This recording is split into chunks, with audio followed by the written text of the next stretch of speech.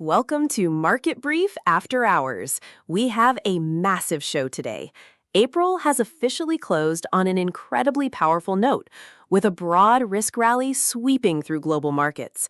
Investors seem to be looking right past geopolitical tensions and lingering inflation, focusing instead on resilient economic growth and some very supportive corporate earnings.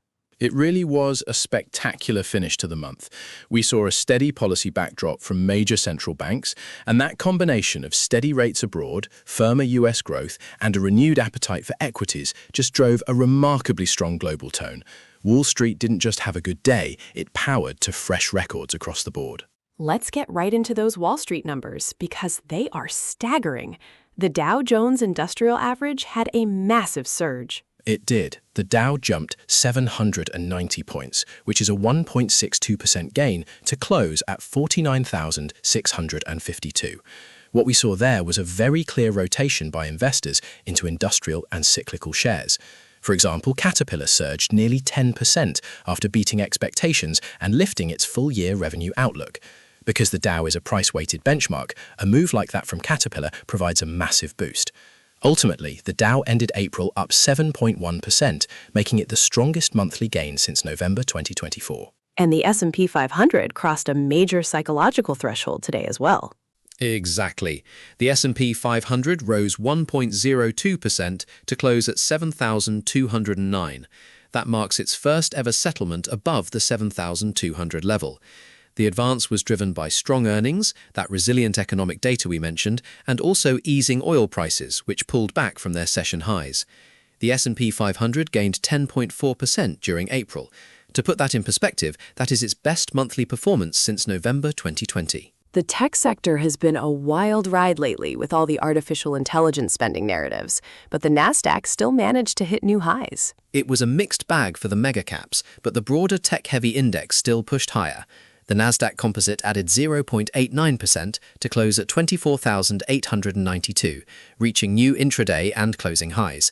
It rallied 15.3% in April, making it the strongest month since April 2020. It's fascinating that the markets rallied so hard despite the US GDP report having some softer elements.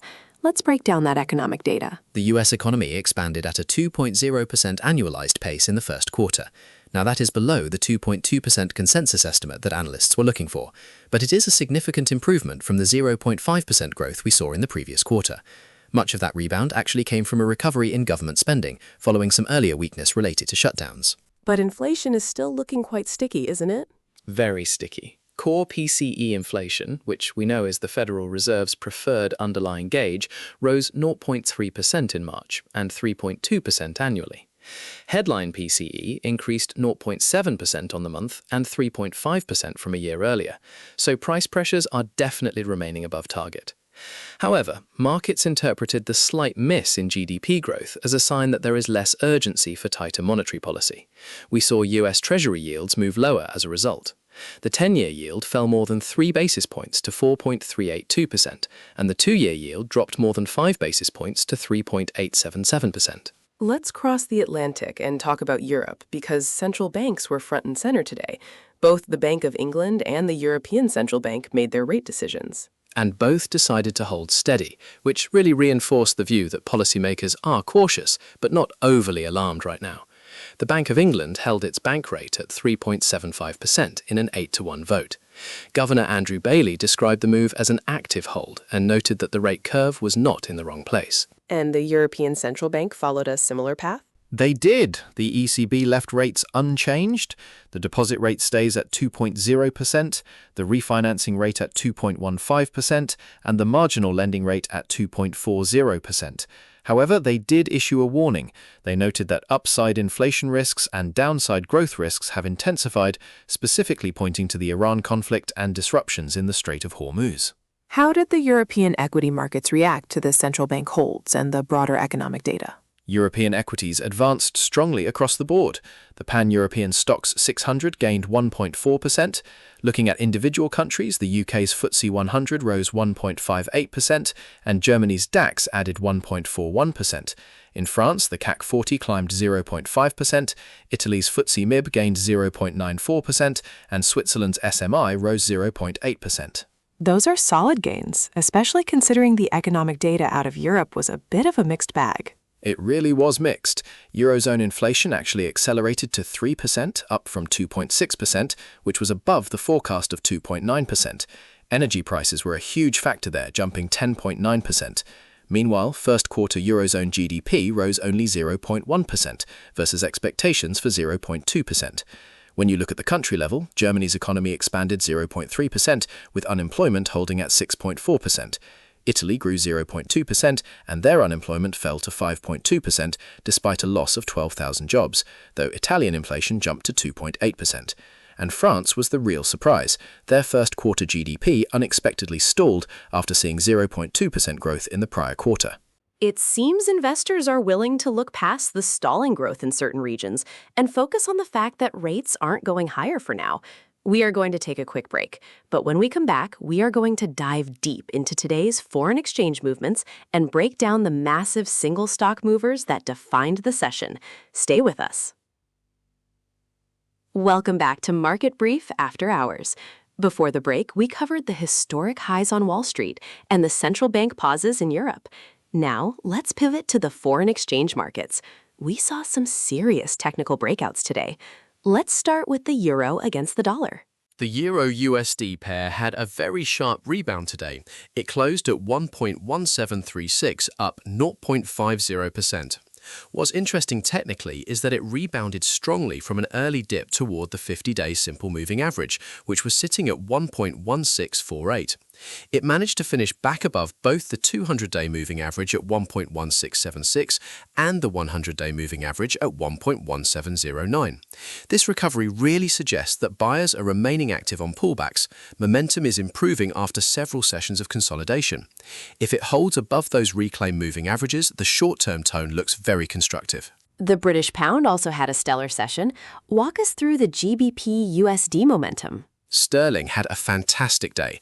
GBP-USD closed at 1.3666, which is an increase of 0.97%. It surged right through the 100-day moving average at 1.3468 and finished comfortably above the nearby 50-day and 200-day averages, which are clustered around 1.3411 to 1.3415. This move signals a clear shift higher after a prolonged sideways phase. Bulls are now targeting resistance near the 1.3700 level. And we saw the Australian dollar push to fresh multi-week highs as well. Yes, on the flip side of all this strength was the Japanese yen. The USD-JPY pair had a very dramatic reversal today. Dramatic is the right word. USD-JPY slid sharply, closing at 156.56, which is a drop of 2.41%. The pair posted a sharp reversal after it failed to sustain gains above that massive 160.00 psychological level. It dropped all the way back below the 50-day moving average at 158.51 and the 100-day moving average at 157.24. Right now, the 200-day moving average down at 153.94 remains the next major support zone. Unless the pair can quickly reclaim those higher levels, we might see this downside pressure persist. Let's wrap up today's show by looking at the specific market movers. There were some massive percentage swings in individual stocks today, particularly in the tech and infrastructure sectors. Absolutely. Qualcomm was one of the biggest stories of the day. The shares soared more than 15%. They reported revenue well above forecasts, but the real catalyst was their announcement of progress on a major hyperscaler custom silicon project, which is due for initial shipments later this year. It just shows how powerful the artificial intelligence and data center optimism remains. And it wasn't just tech hardware. Quanta Services had an incredible day too. Quanta Services rallied over 15% actually, leading the S&P 500 gainers. They posted first quarter revenue of $7.87 billion. That significantly exceeded the $7.02 billion that analysts were expecting. It was a massive top-line growth story. We also saw major moves in the healthcare space. Eli Lilly advanced more than 9% after the pharmaceutical giant raised its full-year revenue forecast to a range of $82 billion to $85 billion, up from their previous estimate. But the mega-cap tech space was a bit of a battleground. We saw some heavy selling in a couple of the biggest names due to spending concerns. That's right, Meta slid 8.6% today. They reported disappointing user growth, but more importantly, a higher capital expenditure outlook raised real concerns over their profitability and the timeline for returns on their massive AI investments. Microsoft faced a similar headwind, dropping 3.9%. They warned that spending could reach $190 billion amid elevated memory and infrastructure costs, which really weighed on sentiment toward the software giant. Yet Alphabet managed to shake off those exact same spending concerns and rally. They did. Alphabet shares rose 10%. They also lifted their 2026 capital expenditure guidance to as much as $190 billion, just like Microsoft, but they paired it with a stronger-than-expected quarterly revenue beat. Investors were clearly willing to forgive the higher spending because the current revenue engine is performing so well. It perfectly encapsulates the current market environment. Investors are hyper-focused on momentum and earnings growth, and they are willing to reward companies that deliver, even against a challenging macroeconomic backdrop of high interest rates and sticky inflation. April has certainly been a historic month for the indices. It has. To see the S&P 500, the Dow, and the Nasdaq all secure such exceptional monthly gains really highlights the strength of this renewed risk appetite. Energy markets and inflation are still unresolved issues, but for now, confidence is firmly in the driver's seat. That is all the time we have for today's breakdown. If you find this useful, please follow Market Brief After Hours. We will be back tomorrow to unpack another day in the markets.